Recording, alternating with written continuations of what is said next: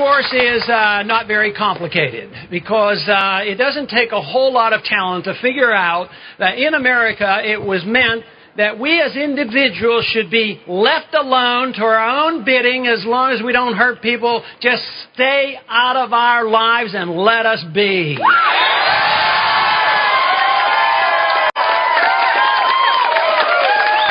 The government was never expected to tell us what we were supposed to put into our minds or put into our soul or put into our bodies.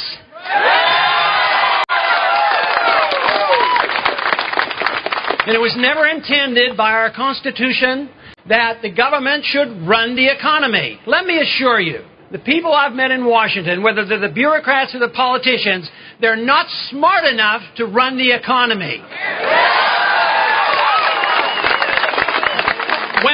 When they tell you that they should run the economy, means that they want to run your financial life, that they have a right to your finances totally and completely. This is the concept built on the personal income tax. The assumption is made that the government owns 100% of the fruits of your labor, and they will give you permission to keep a certain percentage. So whether it's 1% or 99% taxation, the principle is wrong, and that's why we have to get rid of the income tax and repeal the 16th Amendment.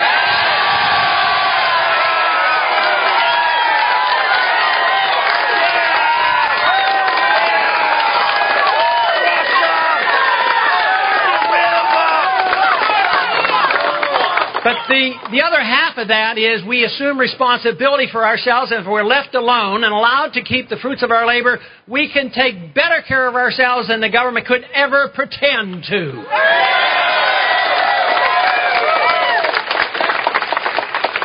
But it was never intended that the government would regulate our personal lives, our personal privacy. And yet today, in this post-9/11 atmosphere, we have sacrificed way too much.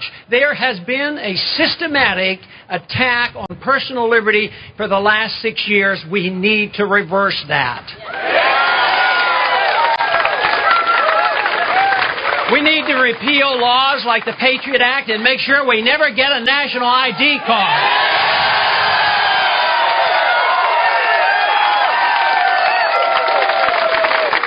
And if you listen to the debates, you will hear it talked about frequently. Yes, we need that identifier, because if we don't have that identifier for all Americans, we won't know who's illegal and legal. I say it's unnecessary. What we need is a free market economy, a free society where the economy is so healthy, the issue of illegal aliens would become a non-issue because there would be a need for workers in this country. As long as we have this economic condition that encourages people not to work, it encourages illegal immigration and dependency of bringing families here and whatnot, then you're going to have more of it. But if you have a free and healthy economy with sound money, there will be no contention with people coming into this country, and we could be much more generous with our immigration policies.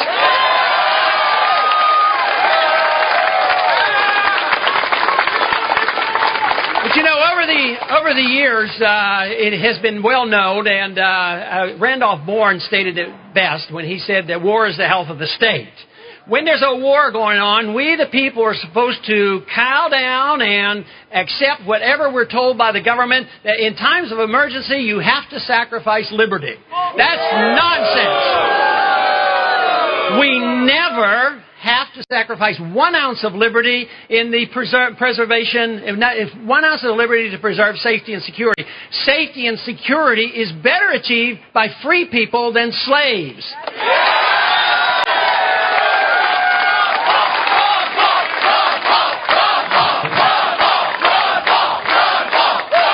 Okay. Now there's another.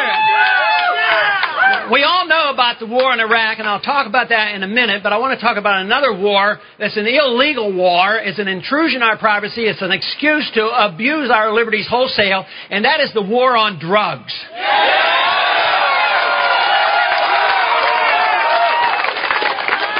Now, in a free society, there are always problems, and people get to make choices. Some people will make bad choices, but they have to be responsible for their bad choices. I happen to have a personal belief about drugs. I happen to think they're terribly dangerous. But as a physician, I also have come to the conclusion that prescription drugs are causing a lot more harm in this country than the illegal drugs.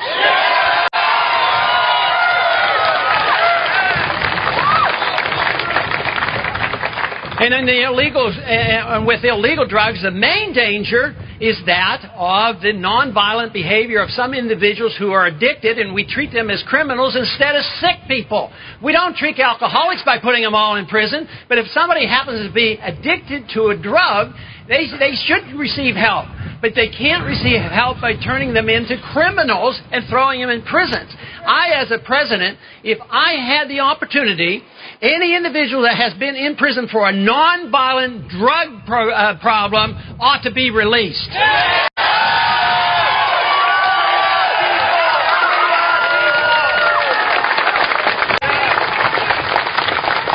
We should deal only with the violent people in society, and we have enough of that to deal with. Not too long ago, we heard the case of a senator getting into trouble. That always bothered me a bit, because it seems to me like there was a lot of wasted police energy sitting around in a place that seems to be inappropriate for a policeman. But you know, why are those policemen out looking for the rapists and the murderers and the pedophiles and the different people in the country rather than sitting around in toilet stalls? I mean, what have we come to?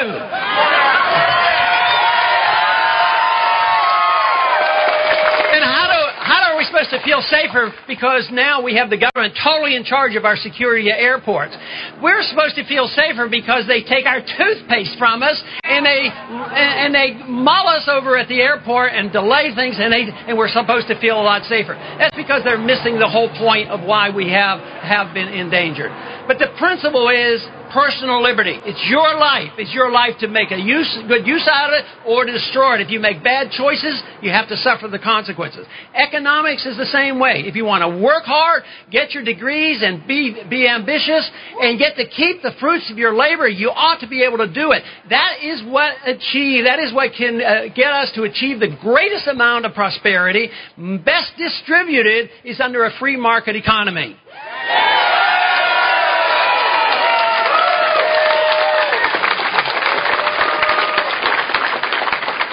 Of course, we've had this violation of our personal liberties, and we've had this intrusion of the federal government, especially in our economic affairs, and it has undermined our system. And this today is one of the reasons why people are unhappy.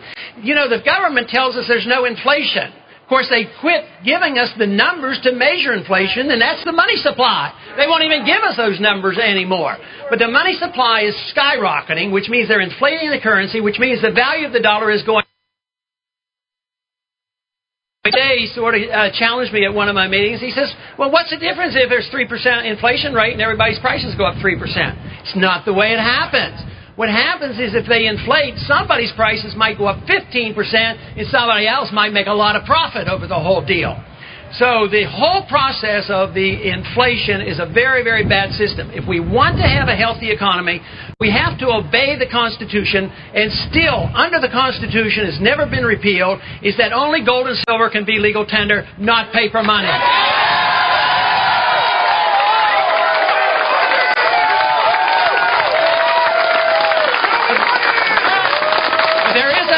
There is a precise reason that those rules were changed 100 years ago, 1913, and since that time we've eliminated 96% of the value of the dollar. It is the tool for big government. It is the tool and the ability for government to grow. Not only did we have the income tax come in 1913, but we had the Federal Reserve come in. So that means it turns over to the government this opportunity to spend money and not be responsible. They can just either collect it by force through taxes, or then they can go to the Federal Reserve. The best approach to that, of course, is not only legalizing gold and silver, but eventually what we need to do is we need to repeal the whole Federal Reserve Act and get rid of the Federal Reserve System.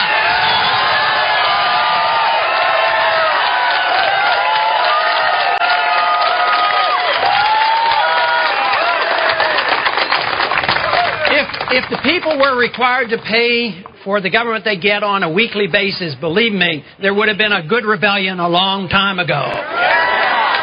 So that's one of the reasons, with tongue-in-cheek, I offered the amendment